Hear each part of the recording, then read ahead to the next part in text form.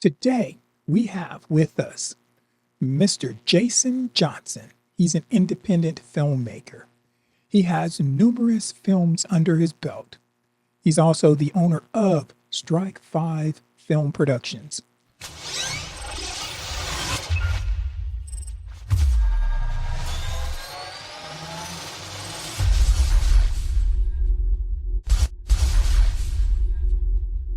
Jason is going to share with us his journey and his story.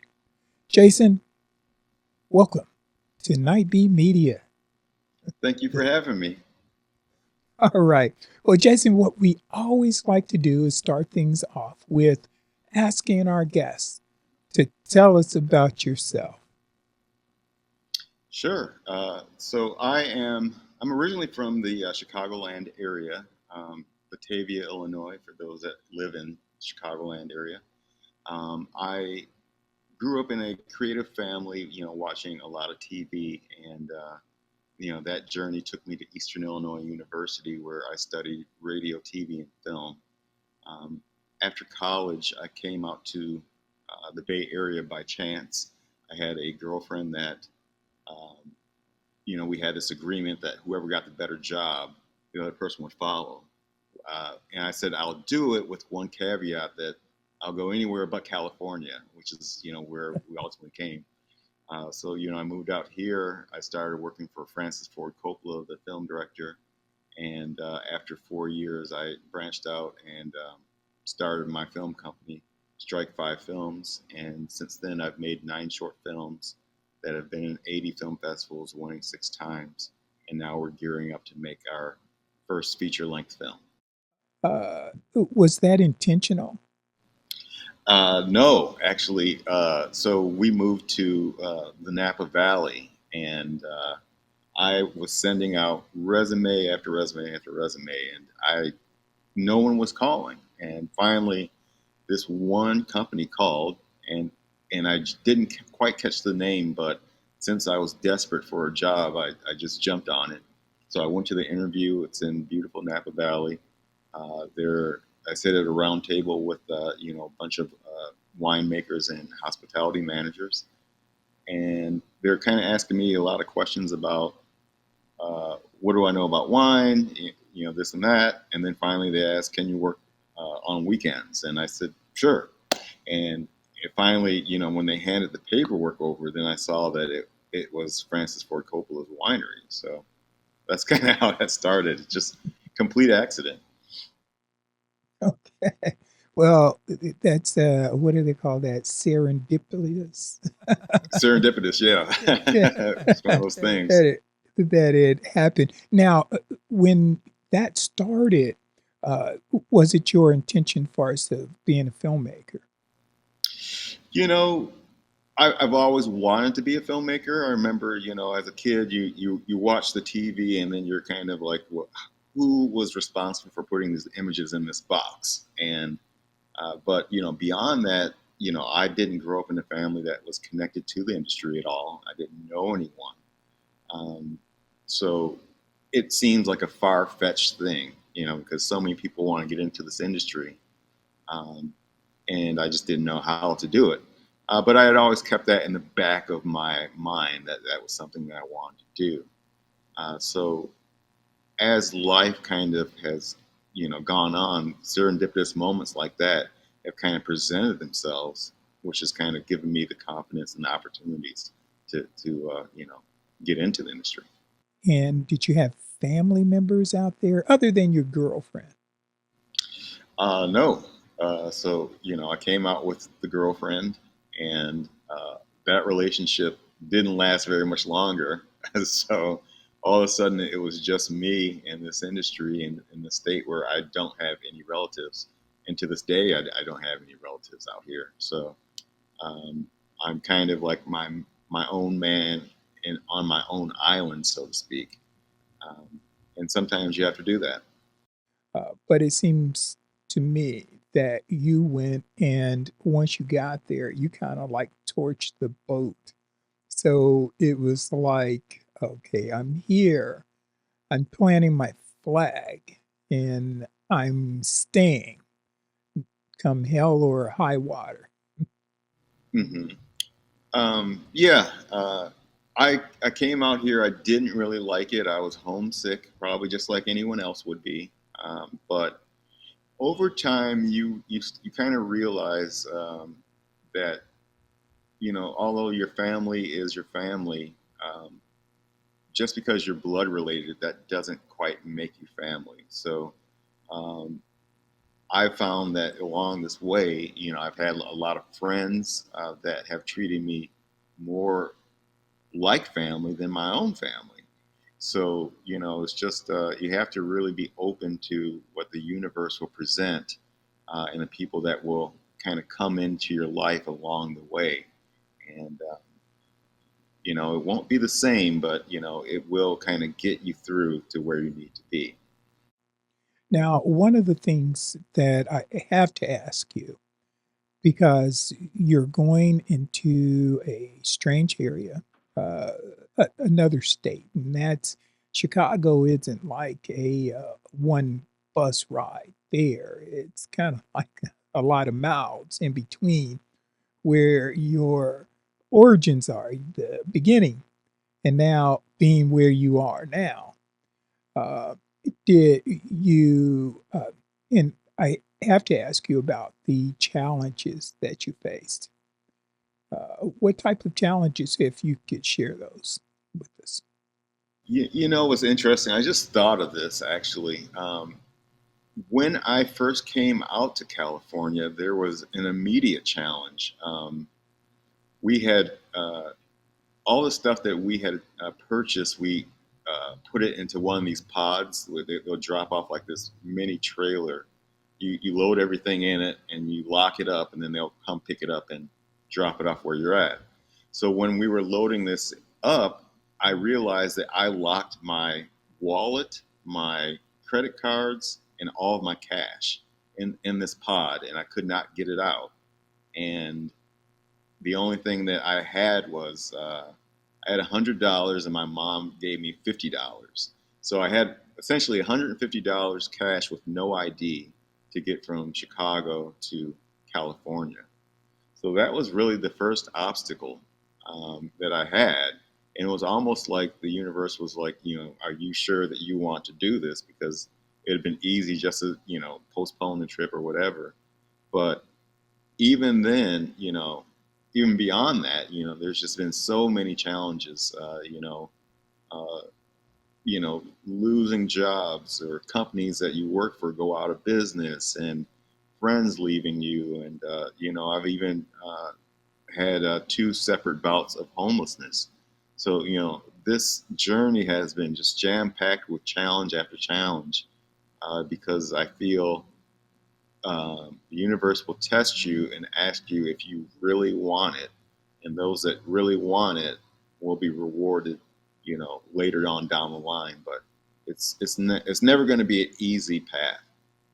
When you decided, okay, I'm going to throw my hat in this filmmaking as a filmmaker, uh, how did you start out? Did you already have a script? Did you already have a story? Uh, all the other mechanics. How did you go about obtaining the resources in order to um, turn your dream into a realization? Yeah, so I started off by going on to Craigslist. And those unfamiliar with Craigslist, it's just kind of like a online, um, you know, encyclopedia, I guess, of services, things of interest. And they have like a little film section that, hobbyists are kind of in the area that, they participate in. So I would go on a lot of these casting calls as an actor, and I wouldn't get selected. And I think looking back, that was kind of teaching me as I was going along. But I really want to emphasize I knew nothing. I knew that I had an interest in it. I wanted to do it. I was single, and there was really no reason why I couldn't really go after my dreams. Most uh, people would say when you start out as an actor, sometimes why didn't you stay in front of the camera versus uh, getting behind the camera? Yeah, that's a good question. So I went on a lot of these casting calls, and to be honest, I wouldn't get selected. It was almost like there was, imagine 10, actors, and they would say you, not you, Jason, you, and you, and and I was just like, well, why not me? So it was really frustrating because I went on a lot of these casting calls and wouldn't get selected. I think I maybe got selected in one or two. So my idea was I have I have some ideas. So I thought that if I made a film and cast myself in it, then I was guaranteed a part in this project. So that's kind of where the seed of the idea kind of started, with me kind of going behind the camera. Okay. And it's interesting that you bring that up because I was reading Sylvester Stallone's bio, and his story is similar. That it was all of those things. He didn't look like the part, and besides that, hey, listen to how he spoke. That he always had this heavy accent, and or it's like, hey, what is he saying right here?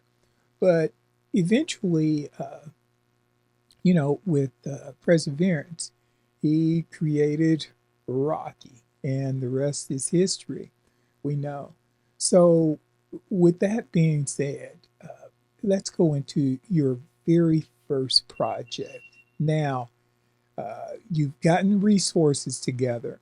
They may have not been like state of the art, but you got resources together because your determination is there. How was it making that first project? How did you feel? It was exciting, a bit terrifying, and I guess humbling. I would definitely say, because my first project, I did a black exploitation off of this '70s show called Buck Rogers, and the film was called Black Rogers, and it was kind of like this spy theme, and kind of a silly premise, but I did not know how to write a script. So a lot of times I would show up on set, and you know the actors that were so generous to work with me for free, I would tell them, well, this is kind of like the gist of the scene. Um, so let's just kind of go by, we'll just kind of ad lib it and kind of get through it. And I realized, looking back at that, I was terrified to write something because I thought someone would say, "Well, this is terrible." So that was something that I had to get over. But um, I looked back at that, and I'm just so thankful that despite having like that crippling fear, I just decided to push forward anyway. All right. And having actors or having surrounded yourself with people who were willing to work with you and not like bail on you, uh, because that is something that happens to independent uh, artists. That sometimes it's, you know, as you had mentioned, you turn around. I always equate it to like a West Side Story. They're getting ready to go to the Rumble. Everybody's hyped up until all of a sudden you get there and you turn around and you're the only one standing there against the crowd because Hmm. everybody else done scattered. So, with that said, you've gotten your first film uh, under your belt. What about the second? How did you go about doing that second project? So that second project, it's interesting. So I made that first film, and uh, there was probably a 3 year period in between my first film and my second film. Um, I I kind of said, that was interesting. I made this first film. I need to learn a lot, so I started producing other people's projects, um, and I figured that that would be a good move because I could kind of teach myself more production skills I could, in turn put into my film projects. But by the time I'd done my second film, I was now attending Bible college in England, and I had all these resources, such as maybe 60 to 70 students that were interested in doing a film project. I had like this, very controlled set, and uh, we were able to kind of, make a film around that. So I'd grown a lot since my first project, and that was just, the path that filmmaking had kind of taken me on. You saw that you had a weakness for us in your writing. In some of your writing, it was like a weak area. Did you attend any workshops, or was there a mentor around for us to help you? Um, so not really. I have yet to really have a mentor. I still don't have a mentor, which I wish that I did. But um, I, in that 3 year period, I started to kind of, toy around with the idea of writing my own screenplays. And when I finished my first one, I think it was a short film, I thought it was great. I was just like, wow, this is really good. So I found, on going back on Craigslist, I found another screenwriter that, he had some screenplays. So, I met up with him and I said, I have this great screenplay I'd love to have you read. And he read it, and then he sat back and looked at me and he said, this is really terrible. This is awful. Have you ever read a screenplay before? And I said, well, no, I haven't. And he said, yeah, you have some good ideas, but this is, the formatting is wrong. Uh, the sentence structure, the tense is wrong. And he really gave me some humble pie to, really work on my craft. And it wasn't in a negative way or like a malicious way. It was just, sometimes you just have to have thick skin. And he really gave it to me, um, the real way. And I took that to heart. So I started reading screenplays after that. Okay. And sometimes that is um, the hardest part, and that is to, they say, come face to face with your true self. And that is to hear those things that your friends and family may not share with you, far as, because if they don't know, they don't know. And then having someone just say, okay, or like in school they used to do is take the red pen and it's like, oh wow, it's bloodied up right here, boom, boom. But Yeah. that's how you learn, though, right? That's really the only way you're going to learn.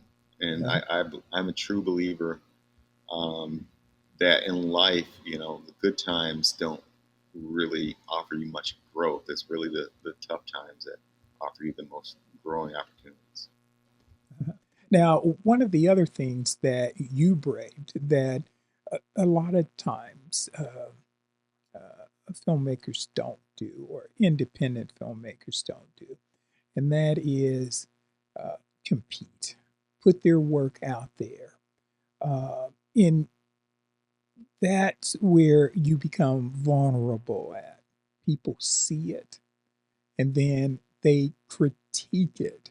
And sometimes people don't want to hear, okay, if I put it out there, especially in these festivals, that now it's going to be critiqued against your peers. And you did it 80 times right there. So, how was that initial? And again, I have to ask you, what was the result of the initial submission? So my first submission, I want to say it was. I don't think I submitted the first three films just because I had that anxiety that it wasn't going to be good enough. So on my fourth film, um, I think I submitted it probably to, I don't know, let's say 40 festivals, and it maybe got into, let's say 20, 22. So it actually did pretty well because as I learned, the festival acceptance rate is about anywhere between 2 to 5%. So we were way over that. So I was kind of over the moon with that. But um, keep in mind that by now this is probably year 6 or 7 that I've been making films and kind of working on other people's films and writing scripts and kind of learning. So I've had a lot of time to kind of understand what film festivals were looking for and just kind of how to make a more polished project. Had I entered in my first couple of films, I think you know they wouldn't have been accepted at all, just because the quality. I don't think the quality was really there. So uh, I'm actually glad that I kind of took that route, and it wasn't intentional. It was just something that just kind of happened, and it kind of worked out for me. What were some of the things that you did as a filmmaker? There used to be a thing back in the 90s. We used to call it guerrilla filmmaking. Tell us about some of your stories or some of your adventures in that, utilizing some of those skills. Yeah, so early on, I'd kind of prided myself on getting stuff done without a lot of money or budget or things of that nature. And again, we're going to Craigslist to look for jobs now. So I found a Bollywood film that was on Craigslist that it was an actual. I want to say they probably had maybe $100,000 to make this feature length film, and they needed a line producer, which I stepped up and said that I had done it before. I totally didn't have any experience as a line producer, but I had a will and determination to get it done.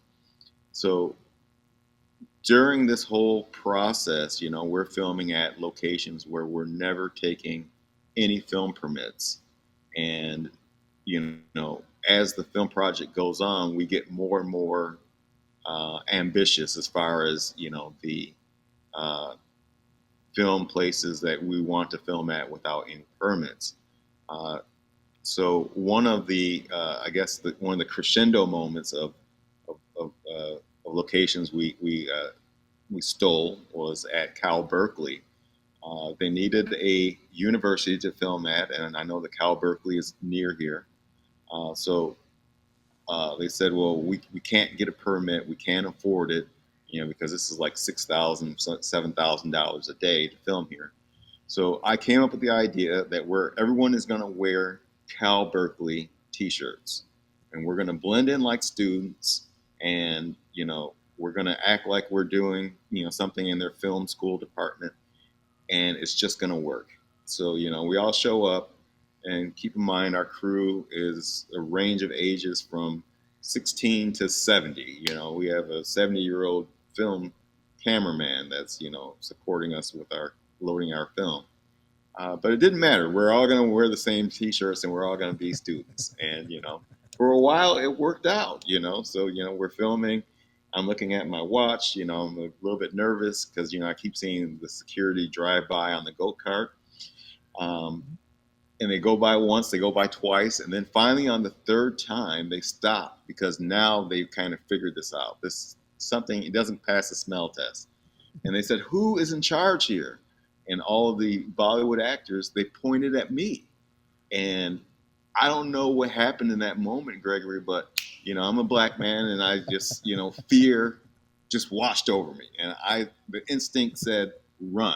So I took off running, and it's kind of hilarious now that I think about it, because I'm running, these guys are chasing me after this go-kart, and my idea was, if I disappear into Berkeley, which is diverse enough, and get rid of this T-shirt, that they'll never find me. And actually that actually worked out. So we finished filming. The executive producer said, you got to come back. They're not going to arrest you or anything, but we can't come back here ever again. So I came back and said I'm sorry, and bygones are bygones. But yeah, that was like one of my guerrilla filmmaking scenarios that went well and then went wrong in the same time. Okay. Well, there's quite a number of people who are probably looking at this or listening to this, because we do both the visual and a audio version of this podcast. And they're saying to themselves, hey, I'm going to make a film. I'm going to go into this thing. How hard could it be? But one of the other aspects of being an independent filmmaker is coming up with resources, as we had mentioned, that you have to come up with funds. Let's face it, that's the gas that goes in the engine that keeps things moving. So tell us, how did you go about learning that, and what are some of the things that you've learned that you would be able to share with others who maybe have that same aspiration?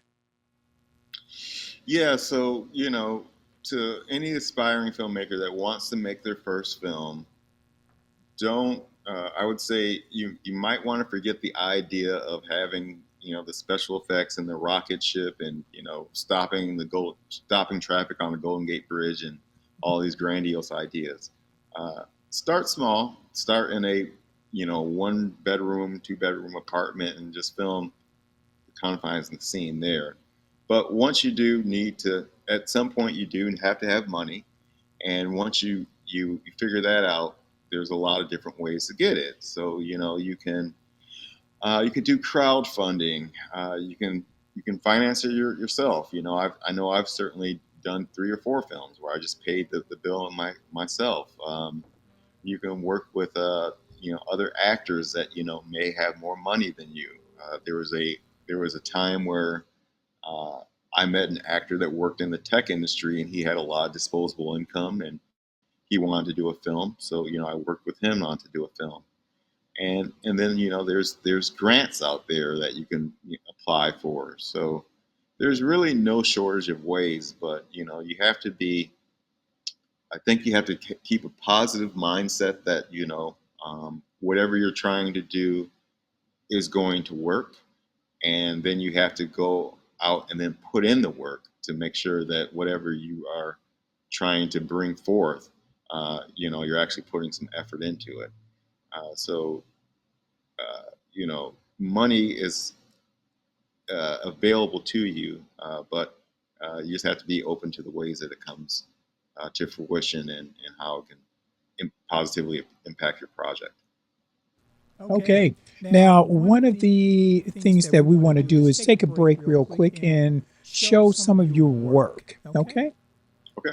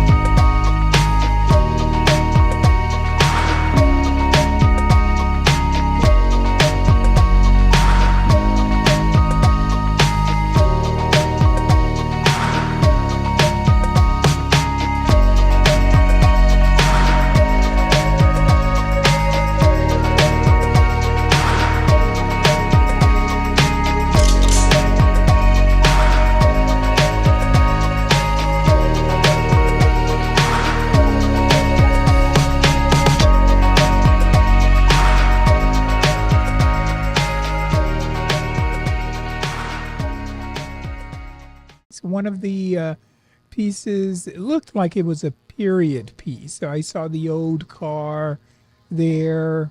Um, how did or what challenges does period pieces produce, or the challenges that you face in producing a period piece? Well, you want to try to make everything as authentic as possible. So, with a period piece, and I want to say that was a film set in the 50s, um, challenges to finding, vehicles, costuming, making sure hairstyles, way that, females wore makeup. It all comes down to the very smallest detail to make sure that what you're seeing on screen is authentic to that era.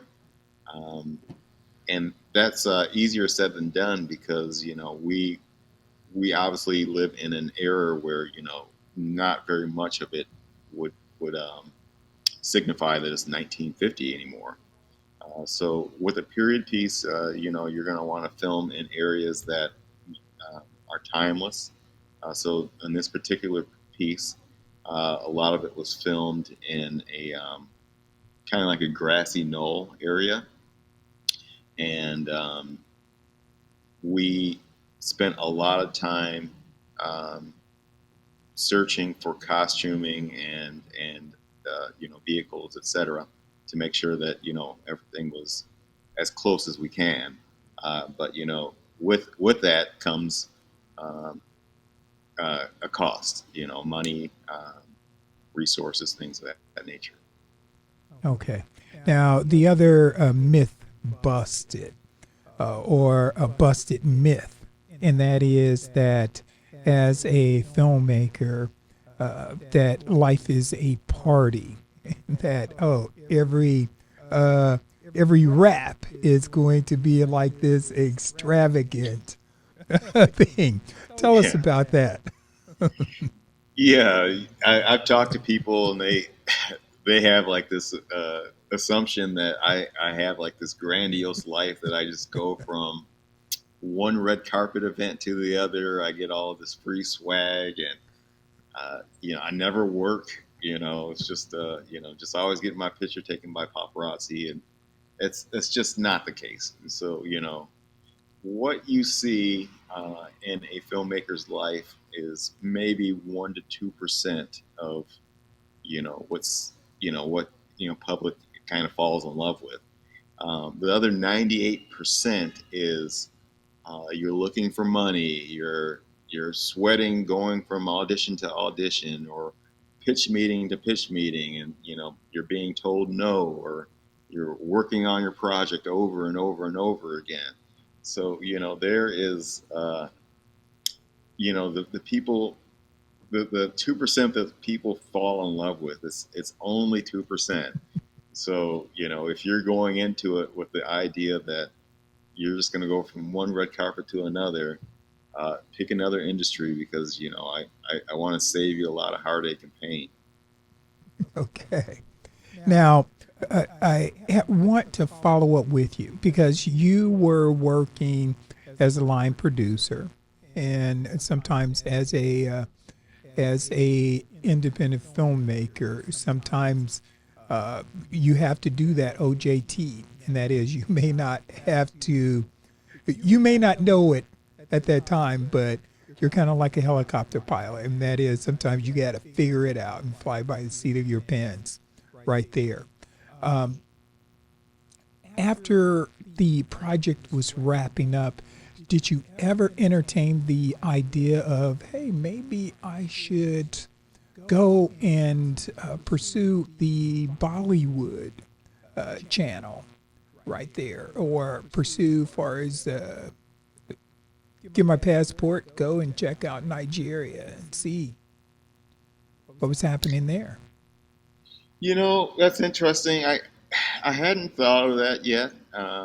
There's actually a lot of Bollywood and Nollywood film productions that come here to the United States, and they do that for the reason of making everything look grand on screen.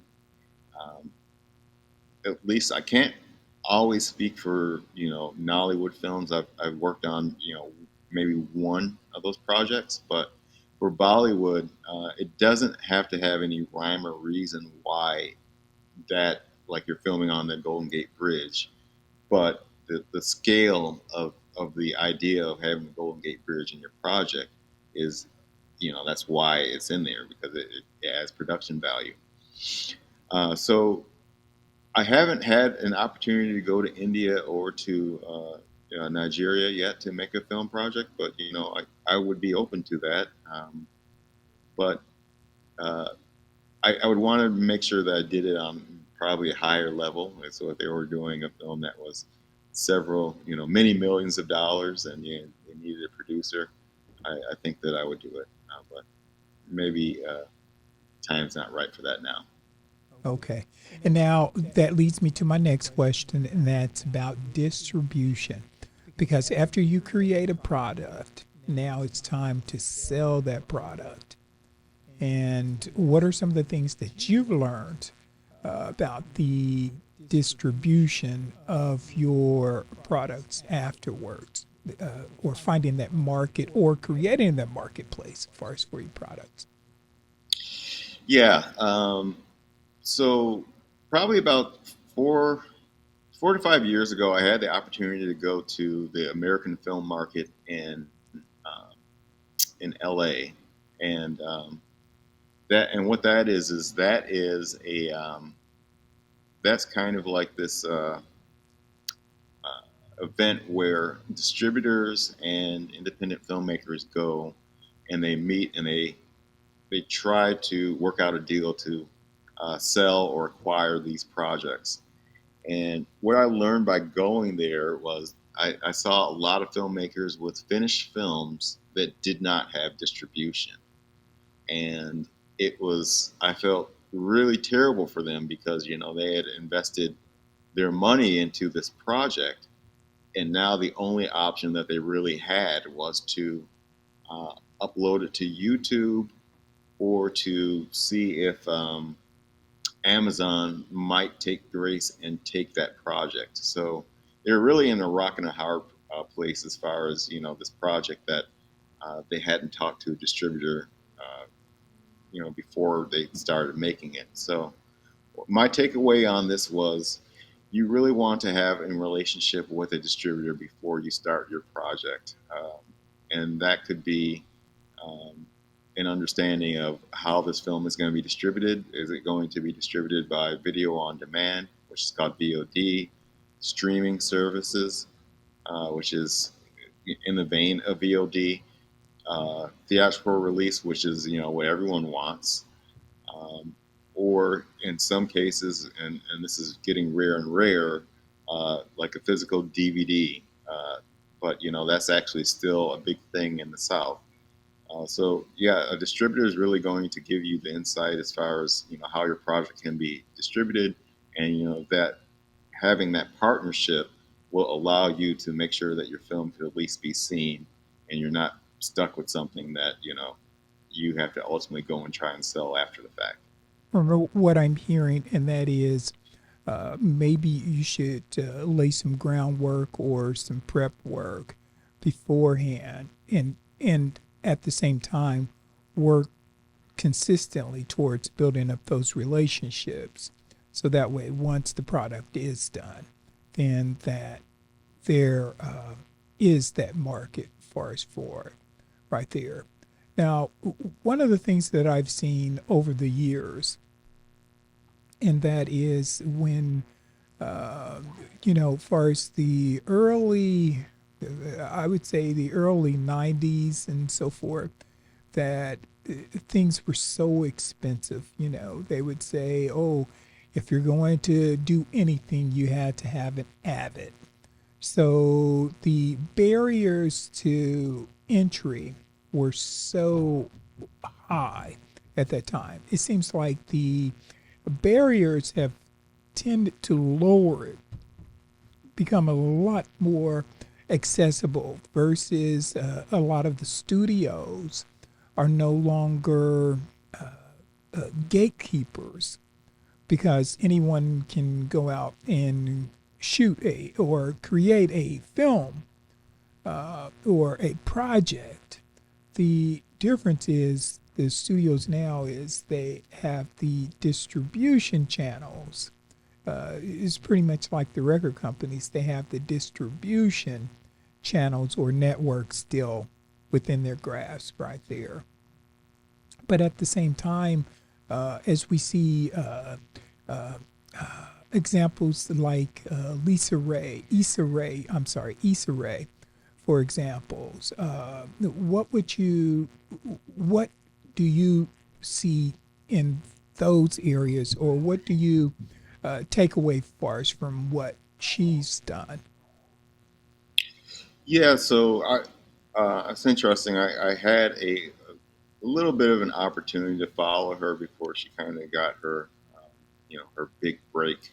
She had this show called Awkward Black Girl, and I want to say she was distributing it on YouTube, and it kind of had this big cult following, and she was able to um, parlay that into a deal with HBO, which they took that, you know, the same concept essentially, and then they rebranded it as called into a show called Insecure.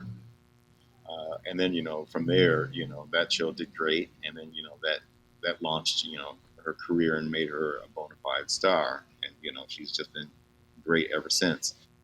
So yeah, so the internet is really a powerful tool where if you have the right content and the right team and the right story, then that could become your own distribution.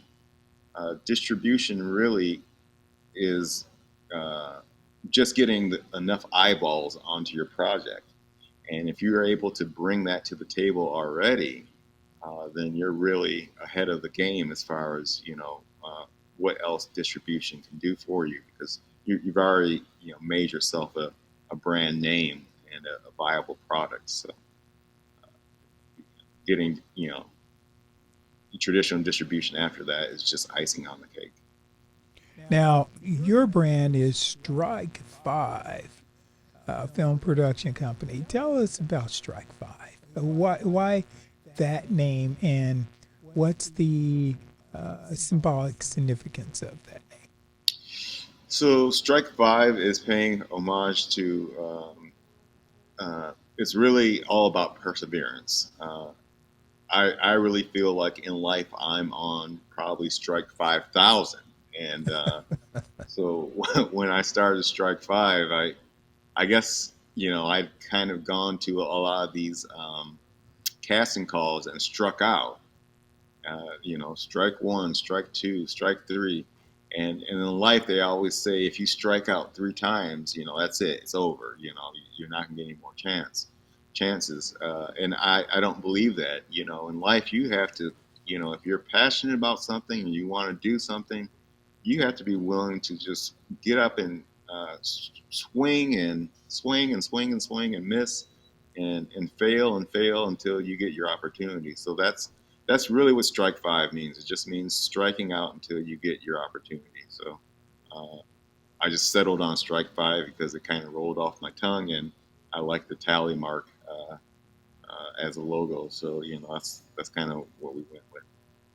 Okay, and I have to throw this in here, Jason, and that is I can kind of see someone making a movie about you.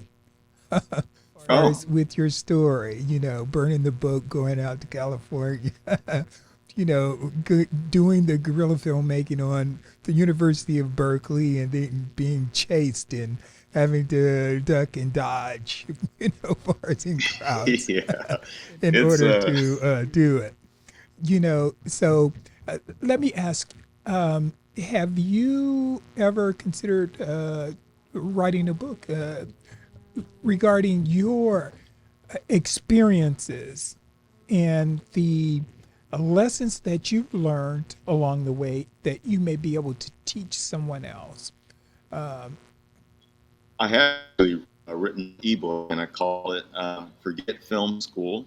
And I want to say that it is. I forgot the number of tips that I have in there, but I'll just say 32 tips that I've learned along the way from my real life experiences of things that I wish someone pulled me aside and said, "Do it this way, not that way."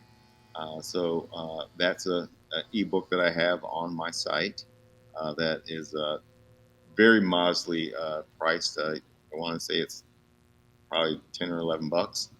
Um, and then additionally, I'm going to start a nonprofit also called Forget Film School, where that connects kids from disadvantaged communities to filmmakers that are working in film. And that connects those two, giving the filmmakers a little bit of Yeah. income, because I don't believe that they should have to be a struggling artist, and they get to work with these kids and teach them how to, make a film. And then the hope is, as these filmmakers progress, the disadvantaged kids will have an opportunity to have a foot in the door once they get further down the line. So we're going to take it back, and I'll cut this out right here, Jason. So Sure, that of way we're course. going to. So we're going to get your. That's the beauty of editing right there. Yeah.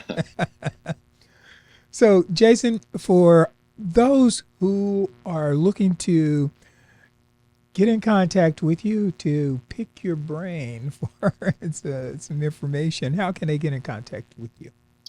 uh, you know, I'm proud to say that you can go ahead and you can do a Google search on me. Uh, you can do Jason Johnson Film.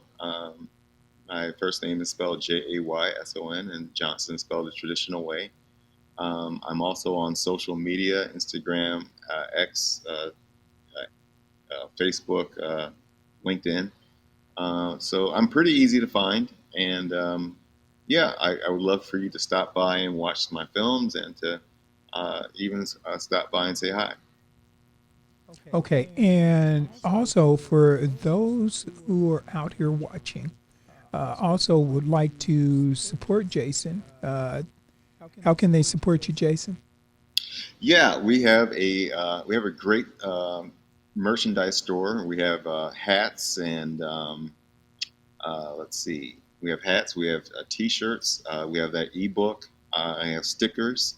Um, And then additionally, we have our nonprofit that we're trying to get off the ground. I'm fundraising for that as well. So we have a lot of different ways that you can support us. And if you don't have money, I know the times are tough.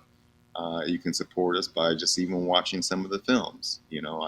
I would take any type of support, um, because at the end of the day, I want to be of value to those that are watching, and hopefully you can reciprocate that back to me. Okay. Okay. And what we'll do is also put that information for us in our show notes also. So that way you'll have that. Now, as we begin to wind down, or as we get to another phase, as far as in our conversation, if you can go back into a time machine, Jason, what would you tell that younger Jason? Uh, there's a lot of things. Um, hmm. I would say don't get caught up on things that don't matter. Follow your dreams, and everything else will be added to you. Uh, and I guess let me refine that. Put God first, follow Him, and everything else will be added to you. I think that's exactly what I would tell myself. Okay. And, it's so simple, but at the same time, sometimes we make it more complex, and that is the Bible does as ask and you shall receive right there. So it is a matter of how you ask as well. And at the same time, remember that even having a goal, you have to also develop a system in order to reach your goals. It does require taking action and work. Yes. So those are some of the things there.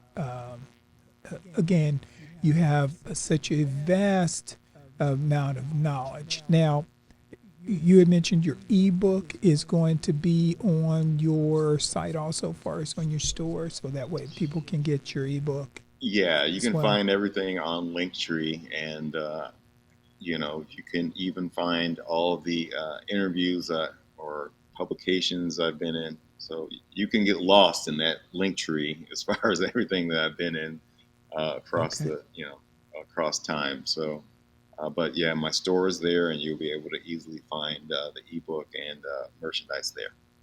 Okay. Now, what's coming up for Jason? What's in the future? So I am working on polishing two feature films. I'm working with a director that a producer that co-founded the Slam Dance Film Festival, and I'm working on kind of really polishing these projects that I would like to be my first two feature-length films. And then once those projects are polished, uh, we're going to I don't know actually after that. I think God is, I'm going to, really pray and say, God, I'm taking this as far as I can. I really need your help here. And, so that, that funding comes through and I can make these projects because, that's where we're at. So, and I think that will happen. I don't think that you, I don't think in life you, uh, aren't given an opportunity just because you don't have a particular resource. I think if you work hard enough at it, you have faith in it, and you put action behind it, some way it has a way of working itself out. Okay. And over the years, one of the things that I have found, and I truly believe what you just said, and that is because I have lived it, and that is sometimes when you have that determination and you have that desire and you're acting on it and you're taking action, that you may not seem like your resources are there, but I always put in my email, and that is, your resources are greater than you believe. And I get that from another quote right there from someone else. But I strongly believe that right there. Yeah, I agree with that too because going back, I just started with a desire. It was just a little seed of an idea that was in the back of my mind that I wanted to become a filmmaker. And along this journey, I have been presented with opportunity after opportunity of like these moments where I can't explain.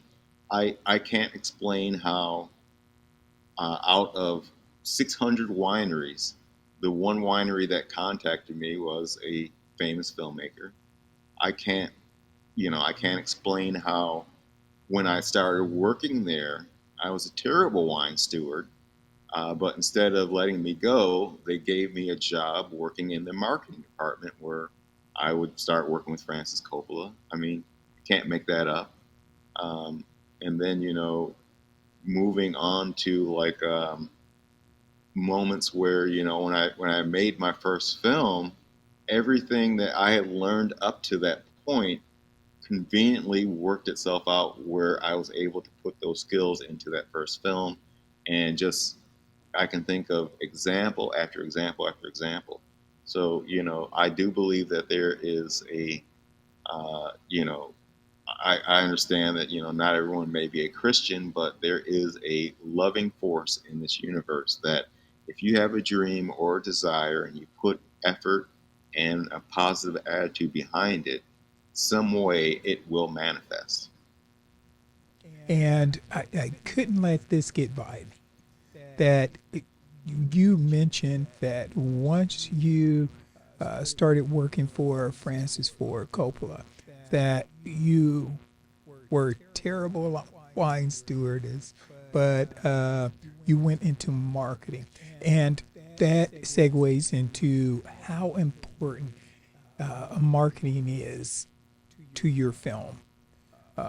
to a film project? How much time, if we had to divide it into time or in percentage wise, out of 100%, how much goes towards marketing that film? I'd say 75%, if not more. What we're doing now is marketing towards the future on faith, really, because I haven't made a film. The last film I made was at the latter portion of 2021, so it's been 2 years and some odd months since I've made a film. But I know I'm going to make a feature film in the future, or that at least that's the desire. And I said, well, what am I lacking that I need? And I said, media appearances. So this is the 113th media appearance that I've done. And I know that down the road, all these podcasts will work together to promote my film in the future. So you have to have that faith that, it's going to come to fruition. But again, this is all marketing, and it's a big part of filmmaking. All right, great. So when you get that blockbuster, I hope you don't forget about it. No, I'll definitely come back. Yeah. And share the conversation, because we want to hear the rest of that journey right there. It's been, it's great, as always, talking to you. I learned so much as far as from listening to you and your exploits right there. So with that, if you enjoyed this video, don't forget to subscribe, give us a thumbs up, and share it with a friend. Your support means the world to us. We'll see you in the next one.